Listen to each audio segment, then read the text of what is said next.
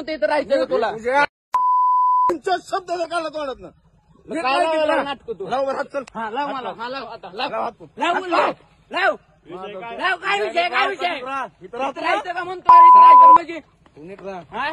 काय दिवसानं काय? गाडीचा धक्का लागला त्याच्या. यार, तू टाका लागला म्हणजे मागे लागतो तू सरक मागं. त्यानं काय केलं धक्का गाडीचा लागला आरसा आत गेलाय. तुझ्या आई- बघ माझं नीट राहायच्या हो. तुझ्या आजानं सेवा केली म्हणून मी गप आहे. नाही तुमच्या बहिणीचं माझ्या माना मुरगाळील हो. मी नाटक करतो ना फडफड फडफड त्या बारबुल्याच्यावर त्याच्या अवकात ना अजून पुढे यायची तुमच्या नीट राहायचं इथं लायकी. भांडणं बिणं काय नव्हतं गाडी चाललो होतो आम्ही ते गाडीचा कट लागला होता मग ते रणवीर भाईला बोलिलं होतं त्या पोराचं काय मला नाव माहित नाही रणवीर भाई सतपुते रोहन आणि सतपुते नाही. नानाला बोलव नाही तर कुणाला बी रणवीर भाई बोलव चालतं. एक मिनिट वडील काय गरज नाही मला बोलायची कुणाला. तुझ्या लेवलनं राहा फक्त लय सापरू नका तुम्ही हो. आमचं काय नीट राहा नाटक करू नको. कशाला माघारी आलतो विषय नव्हता तर कुठं माघारी आला ए. दिवस मारून भांडण करायचं का तुला. भांडणं बिणं नीट राहा चल सोड घरी. नीट राहा आपल्या इथं इथं राहून सुद्धा सुरक्षित आहे ह्याचा विचार करा फक्त. फक्त आजोबाची कृपा आहे तुमच्या बाकी कुणाची नाही. फक्त तुझ्या आजीची कृपा आहे हो दोघाच्या बी. नाही नाही फक्त तुमच्या आजोबाची कृपा आहे. तुमच्या आजोबाची कृपा आहे म्हणून तुम्ही नीट आहेत सुरक्षित आहेत हो. नाहीतर तुमच्या आईला मागत परत जर वाकडे पाऊल टाकलं ना खताचं नव्हतं तरी तुलाही माहिती आहे परत काय असतं माहिती. छात मारे गेलं राजकारण बिचकारण माझ्या काय सुद्धा बघत नाही पुढे मागं माहिती आहे ना. एवढा सोपन सुद्धा असं उभं राहत नाही. पुढे घ्या काय हे दादा गाडी घ्यायची नीट अवकाशीत राहायचं. वर्ष झालं तुमची बघतो नाटकामुळे तुझ्या बापाची बी आणि तुझी बी. नीट राहायचं. तुम्हाला राजकारण करायचं ना बिंदास करायचं. बिंदास कर बारबुल्याचं कर स्वप्नाचं कर. वाकडे पाऊल जर टाकलं तर फत्याचं नव्हतं होईल ना ह्याला जबाबदार तुम्ही आजचा.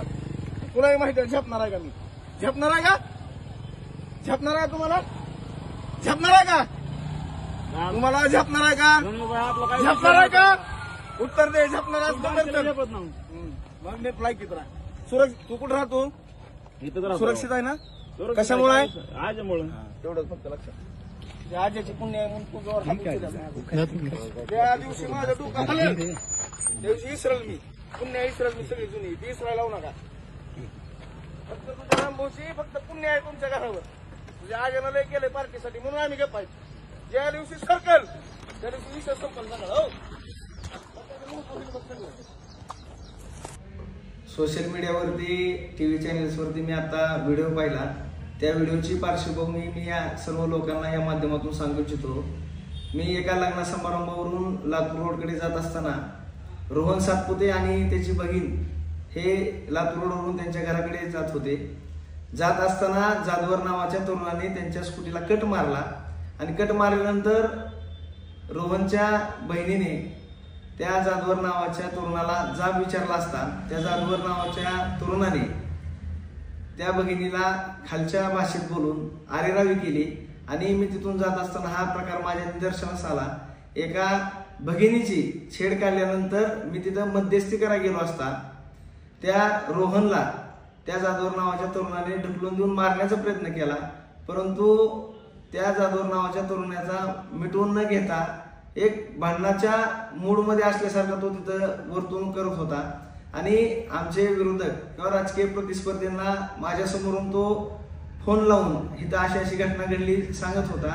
त्यामुळे ही घटना मी कुणालाही दमदाटी करण्याच्या उद्देशाने किंवा माझ्या गाडीला ओव्हरटेक केले अशा घटनेमुळे घडलेली नाही. माझ्या एका भगिनीला कट मारल्यामुळे ही घटना घडलेली आहे. तरी सर्व लोकांनी ह्याच्यामध्ये जो काय माझ्याबद्दल व्हिडिओच्या माध्यमातून एकतर्फी बाजू मांडण्याचा हा प्रयत्न चालू आहे विरोधकाकडून ह्याच्यावर कोणीही विश्वास ठेवणे ही विनंती.